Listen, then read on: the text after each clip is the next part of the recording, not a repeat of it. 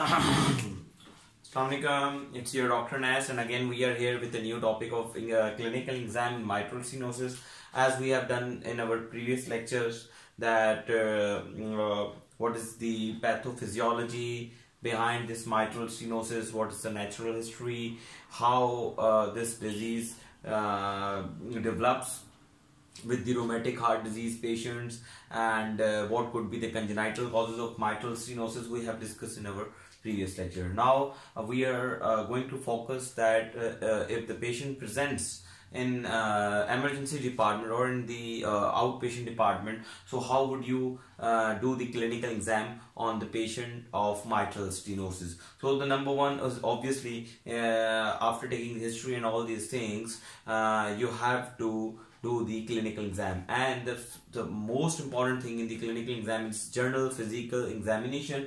And while looking to the mitral stenosis patient, most of the time your patients present with the specific mitral facies, and this mitral facies are because of the malar flush or the congestive venous system or the raised JVP or the congested venous system, or because of the right heart failure. And mitral stenosis patient usually look like having malar flush on their face with the specific mitral facies, and these malar flush most of the time known as mitral facies. So your patient presents, when you look your patient, so it could be your it could be your spot diagnosis with the malar flush that your patient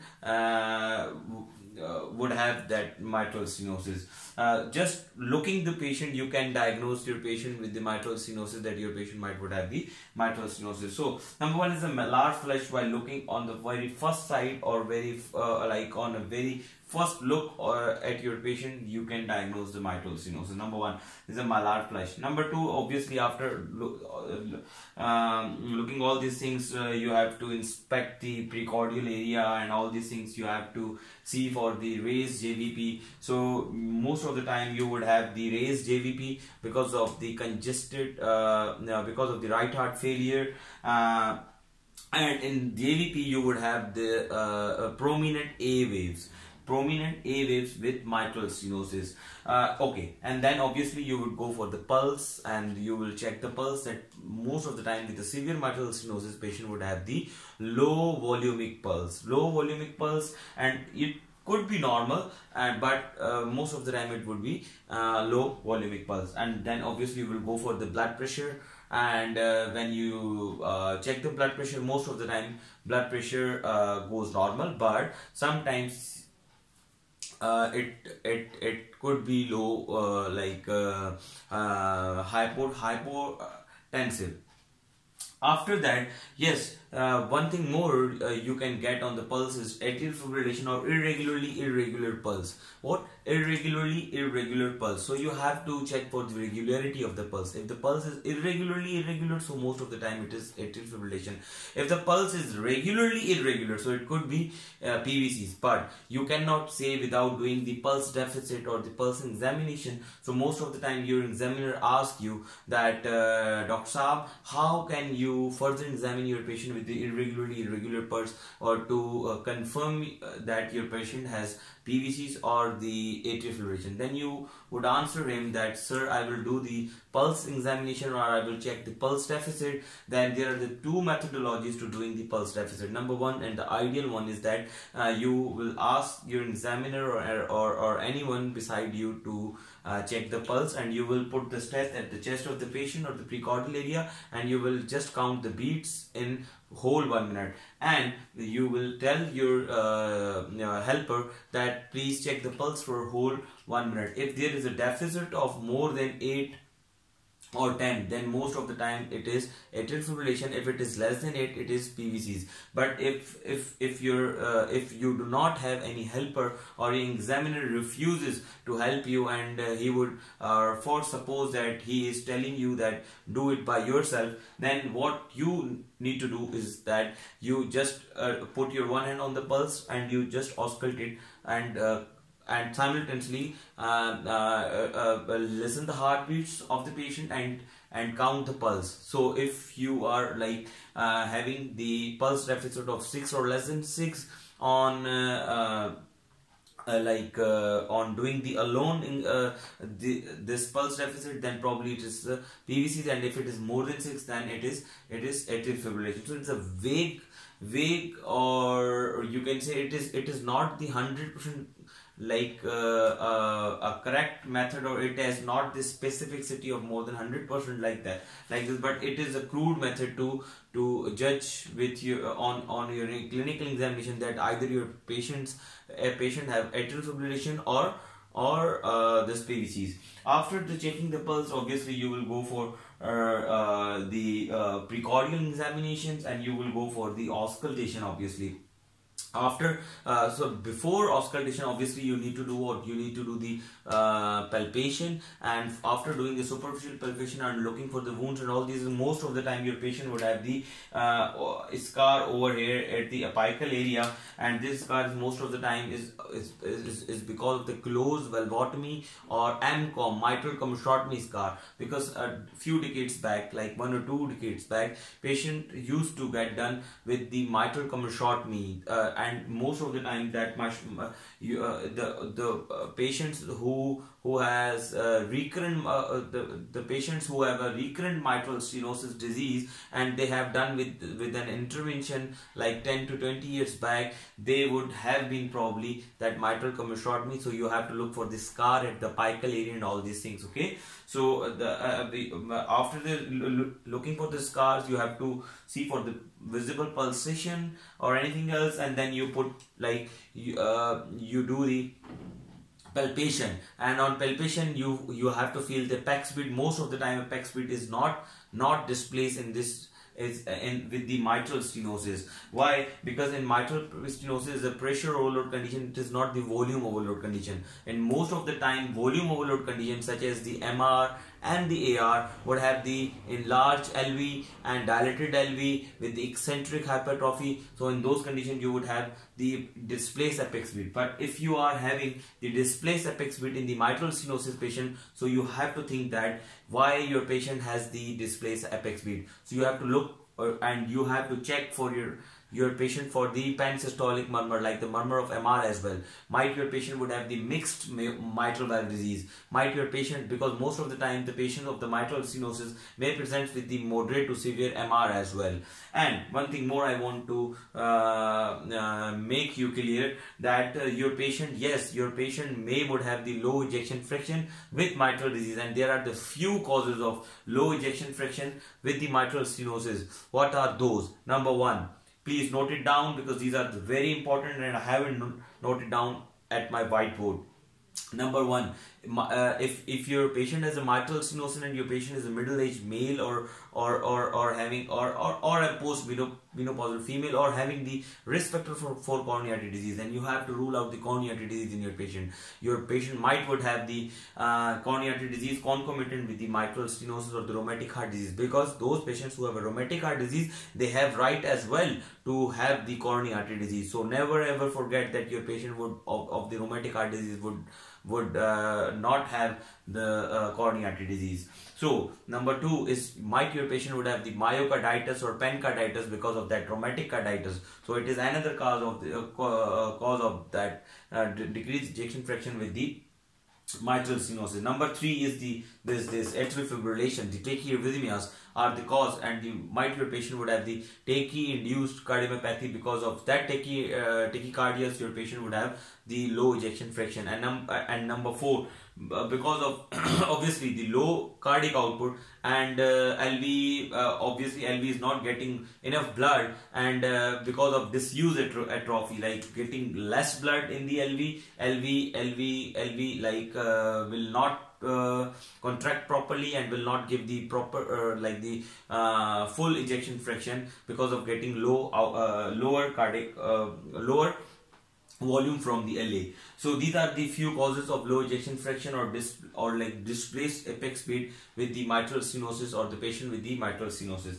Okay, after taking checking the apex speed, you have to look for the RV heave or RV lift. Like why RV heave? RV heave is usually the sign of the RV hypertrophy, and it shows that your patient would have the pulmonary hypertension, and because of that pulmonary hypertension, RV has the hypertrophy and RV is getting failed or it has been failed. And after the obviously RV heave, you have to look for the P2, palpable P2. If your patient has a palpable P2, then then it means that your patient has a severe mitral stenosis. Okay, so after that, after doing the palpation, you will go for auscultation. And as you know that in auscultation, first of all you have to auscultate at the apical area, and you have to first of all you have to listen for the normal heart sounds, that how are the S1 and S2, or the pulmonary or aortic component of the S2. In the mitral stenosis, if the patient has the isolated mitral stenosis,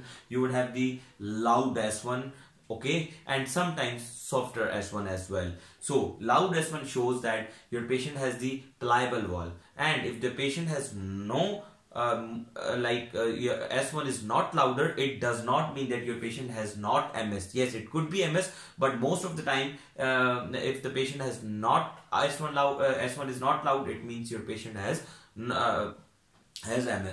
If your patient and the patient with the mitral stenosis, most of the time patients have loud S1, but it does not mean that your patient with softer S1 is not the patient like your patient would not have the mitral stenosis. Might your patient would have the calcified valve, or because of that calcification, S1 is softer. And number two, obviously you would go for the aortic and the pulmonary component, and because of if you have got the P2 loud and the RV heave, then it is almost nearly impossible that you will not get the P2 loud. The pulmonary component of would not be louder in your patient with the mitral stenosis. Why? Because if you are getting the palpable P2, it means that on auscultation you would have P2 loud. So if you are telling your examiner that my patient has palpable P2, and you are not telling your examiner that my patient has no P2 loud, so your examiner will catch you on your examination and he will fail you. Why? Because he will understand you that you have done nothing, but you have just crammed the physical exam of that mitral stenosis. So keep one thing in your mind: whatever you are getting on the palpation, you have to confirm it on the auscultation. If you are having the RV and the P2 loud, it means it is mandatory that it is nearly impossible that you will not get the P2 loud. So it means if you are having the P2 palpable, you have to say your examiner that my patient has P2 loud, or the pulmonary component is loud in my patient. Why? Because if you have a P2 loud on palpation, it means that on auscultation there would be a louder pulmonary component, and aortic component obviously would be the normal. After that, you have to tell your examiner about the murmurs. Okay, so how the murmur would be? That murmur usually accompanied usually murmur starts after an opening snap. And what is an opening snap? It is a diastolic, high pitched diastolic sound. It's like the opening of a bottle. It's like that. Okay, and then there would be a diastolic murmur, and that murmur would be like that. After P2, you will get the mid diastolic murmur, followed by a opening snap. You will have the opening snap first, and then you will get the murmur. Okay, and that murmur would be the mid diastolic rumbling, but before that rumbling you will get the opening snap. And after that, that murmur will be gone, and then S1 comes, and then S1 would be the louder, but the systolic component will be normal. And most of the time your patient would not have that diastolic murmur, but you will most of the time you will appreciate the S1 loud in the patient of the mitral stenosis with the P2 loud. So if your patient has the S1 loud with the louder pulmonary component, so the diagnosis would be in your mind should be MS. Okay, so the diagnosis in your mind should be MS with S1 loud and the P2 loud. So what are other signs you have to look in the relevant examination with the mitral stenosis? Obviously, after doing the precordial examination, you have to look for the signs of severity in your patient of the mitral stenosis. The signs of severity are the right heart failure signs, such as you have to look for the congestive liver or the pulsatile liver or the tricuspid regurgitation or the murmur of tricuspid regurgitation. Usually there will be the pansystolic murmur at the tricuspid area, which increases on the inspiration, and this murmur of the TR is the functional murmur because of the RV hypertrophy or failed RV, and because of that TR you would have that the pulsatile liver or the congestive liver. Your patient would have the right hypochondrial pain because of the hepatitis due to the right heart failure or the congestive liver. So you have to be very gentle with your patient, and after that, at last, you have to look for the pedal edema, because you know that with the patients of mitral stenosis on the right heart failure, you would have the pedal edema. Now, the important thing is that how would you differentiate that diastolic murmur with the other condition in which you could have that diastolic murmur. Number one is the tumor plop or the cotratrium. In these both conditions, you would have that the diastolic murmur at the apical area. So you have to differentiate it with the mitral stenosis. How would you differentiate it? You have in the tumor plop, there would be absent aggravation on the maneuver. Like when you do the maneuvers, you will not get the aggravation or any accentuation or aggravation of the murmur, or there would be not the decrease in the intensity of the murmur sound with that the maneuver. So it means that most of the time the tumor plop and the tumor plop in the cotratrium, usually with the tumor plop, with the position, if you bend your patient lean downward, then that murmur would be like systolic. When you make your patient towards the the supine or the in a prop-up condition, you will get a diastolic or the mitral stenosis murmur. So it is the hallmark of the tumor plop.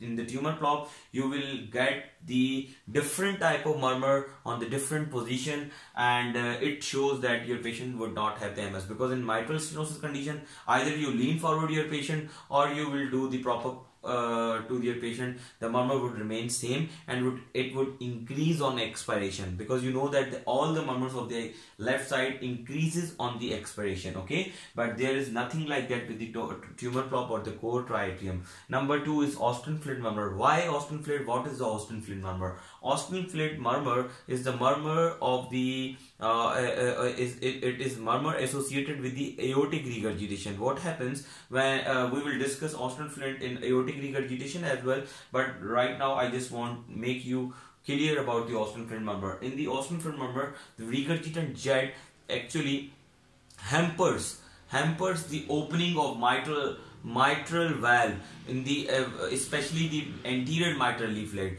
So when jet comes from aorta to LV, it hampers the opening of the anterior mitral leaflet. So anterior mitral leaflet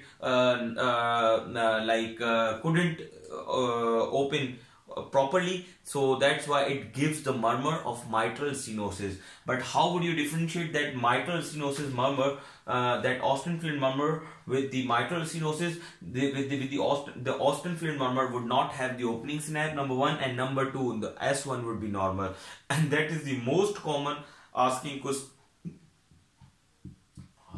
question in the exams, that how would you differentiate the Austin-Flint murmur with the mitral stenosis murmur? So you have to keep two things in your mind, that opening snap, there would be no opening snap. Why? Because there is nothing wrong with the mitral valve, but that is the aortic regurgitant jet which is causing the partial opening of the anterior mitral leaflets. That's why it actually causing the hampering of anterior mitral leaflet, which gives us murmur of mitral stenosis, but it would have the normal S1 as well. Why? Because the morphology of the valve is normal. The valves are not tense. The valve and the LA pressure is not increased. That's why you would have the normal S1. Now comes to the ASD. ASD has the diastolic murmur as well, and most of the time in the ASD you would have the functional TS because of the increased flow across the tricuspid valve. Because increased flow in the RA, you will have that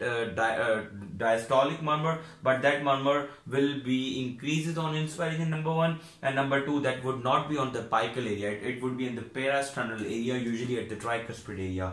That's why you would have that. This is how you differentiate your murmur of MS with the ASD. Number 4 is the tricuspid stenosis at the parasternal region. And the tricuspid stenosis, as I told you earlier, with the ASD, that in the TS you would have the parasternal murmur usually at the tricuspid area. Number 1. Number 2, that murmur increases on the inspiration, and that sign also known as the Carvallo signs. When the diastolic murmur of the tricuspid increases on the inspiration, and it comes at obviously the tricuspid, the stenosis murmur comes at the tricuspid area. So and it would increase on the inspiration. So you would label it, and it is usually and commonly called as a Carvallo sign. So what is the opening snap? It is also a commonly asking question in the examination, that what is opening snap, Dr. Saab? So it is a high pitched diastolic sound due to sudden tensing of the mitral valve. Sudden tensing, because the valves are tense because of like calcification and rheumatological morphological changes. Because of the rheumatic heart disease, the valve becomes tense, and because of that tensing, when sudden opening of the valve occurs, it gives the opening sound, and that usually that opening sound is like it's like opening of a bottle. Okay. So after doing all these things, your examiner will ask you that what are the signs of pliability in your patient. So obviously you have to listen, and you have to remember, or you have to keep two things in your mind. Number 1, S1, and number 2 is opening snap. If your patient has S1 louder, it means your patient's valves are pliable. Number 2, if the opening snap. So what is if the opening snap is there, it means your patient has the pliable valve. And because of calcification, your patient would have that S1 softer and no opening snap. So if your patient has the calcified valves, and it means that your patient, most of the time your patient would not have the loud S1 and the opening snap. So then after that, your examiner will ask you that what are the signs of severity in your patient, like how would you label your patient on examination, that your patient is in having the moderate mitral stenosis or the severe stenosis. So obviously low volume pulse shows that your patient has a severe mitral stenosis.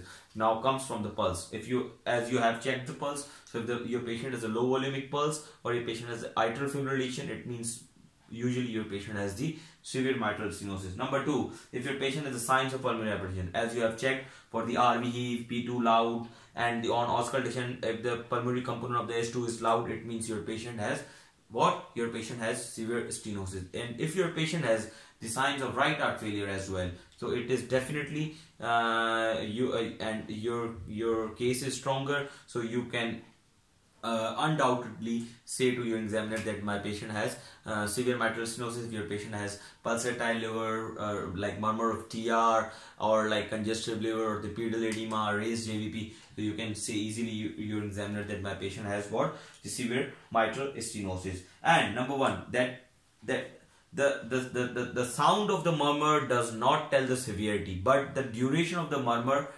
does. Okay, so the longer the murmur, it means it is the longer would be the murmur, the severe would be the lesion. So how?